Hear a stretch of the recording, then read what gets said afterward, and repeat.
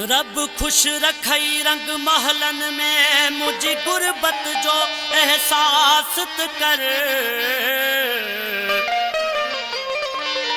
तड़पाई दे छाहत हुई दई बेतरस पिरी कुछ क्यासत कर मूखे रोईंदे साल थिया मुझो अल्लाह नाले इंसाफत कर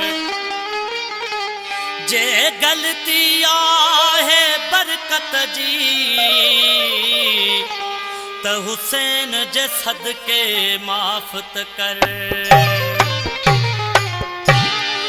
वो तो सा मिलन लाए आया परेशान सजन तो सा मिलन लाए आया परेशान